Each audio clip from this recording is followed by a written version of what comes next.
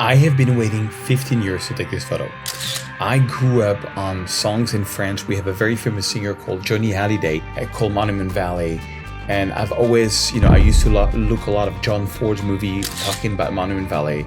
Never been to Monument Valley. And I wanted to get a specific shot. And I want to walk you through all the bad photos, the good photos, and how I retouch it until I got this result. Now, I want to show you a 3-step process to make the sky better when you have sky like this. So step number 1.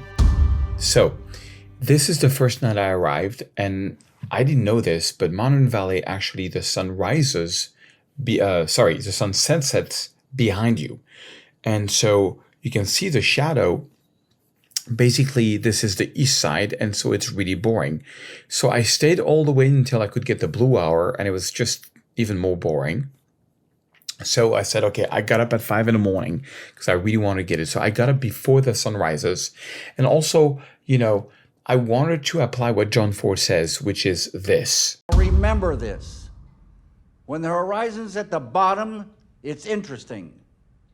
When the horizon's at the top, it's interesting. When the horizon's in the middle, it's boring as shit.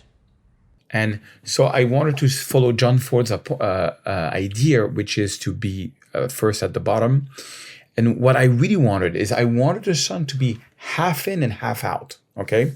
Now, one little trick for that. So this was the night. Actually, this was like half an hour before sunrise. I kind of zoom in on this one. On this one, I think I'm going to use my my preset. I'll show you. Well, first, let me show you without the preset. I'm going to open the shadow a little bit, but not too much. Bring down the highlights.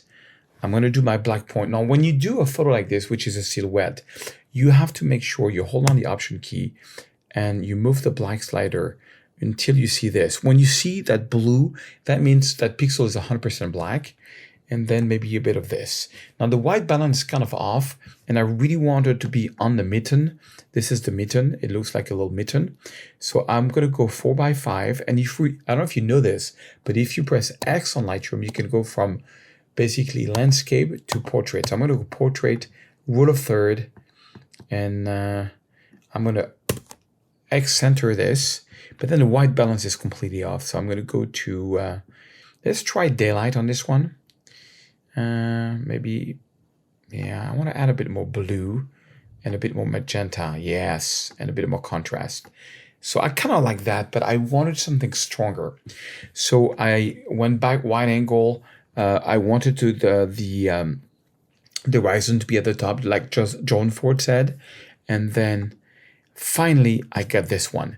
So I used this app called SunSeeker to see where the sun exactly was going to pick. And the other thing is, look at my settings. I was at 6.3. The thing is that if you go like F14 or F13, sometimes the flare is too big, especially my lens was a little scratch. So that's why I'm at 6.3, 100 ISO and 180 of a second. And on this one, what I'm going to do is I'm going to open a shadow. Don't bring down the highlight all the way, because if you highlight the highlight all the way, you get that little fringe here on the sun. So I don't want that. I want it maybe half, a little bit like this. And then it's way too bright. So I'm going to hold on the Option key. I'm going to do my black point like I just showed you. I want a very strong black point on this one. Maybe like this, a bit of contrast. I want to darken the whole photo. I really want to give it like a morning vibe. I love this flower that was there. That was kind of cool. I want to make sure that the horizon is straight, and I'm at 16:9 because that's going to be my screen. Now, I want to show you a 3-step process to make the sky better when you have sky like this. So step number 1 is you select the sky. You just select it and you make it slightly darker. That's step number 1. And that's going to make the color a bit more dense. Step number 2 is you take a little gradient here and you make a gradient from the top to about the middle of the photo. And on this gradient, you add a bit of blue, because I lost the blue, and maybe a little bit of magenta. Check it out. Look at the difference between these two, like how it's completely changing.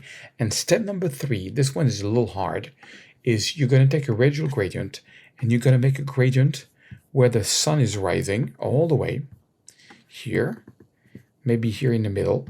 and I'm going to add a bit of yellow and magenta so that we have a line here.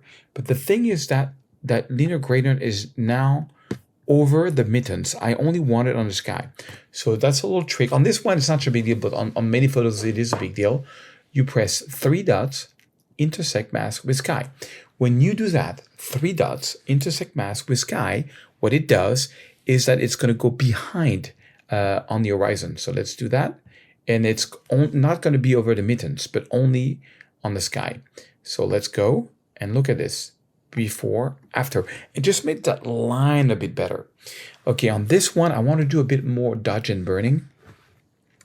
I just want to make the flower appear a bit more. So I'm going to take a brush here, a little brush. I go here, I'm going to take a brush, and I'm just going to add, so make sure flow and density. Let me show you how the brush works. If your feather is all the way to 100% and your flow and density is all the way, and the density is all the way, and then you add a bit of exposure, well, actually, some people even have the feather at 0. Check this out. What happens is when you brush, it does that, which is not very natural. But if you put the feather all the way and you brush, it's a little bit natural, but it's still too visible, okay? But then if you get the flow and the density in the 70, which is basically the power of your brush, and you brush, you can hardly see it. And if you do that and you lower a little bit of the exposure and you don't go over 0.5 here, see, then you get something natural. So I'm going to do that. I'm going to go here, take my brush, make sure that the feather is all the way to 100, flow and density in the 70s. And I'm just going to brush here a little bit, exposure 0.5 on the flower. Okay. And then here, this is too bright to me. So I'm going to go here and add a bit of a gradient just here to darken this part here, because I want people to look more inside. I think the whole photo is a little too bright at this point. So maybe let's make it a bit darker.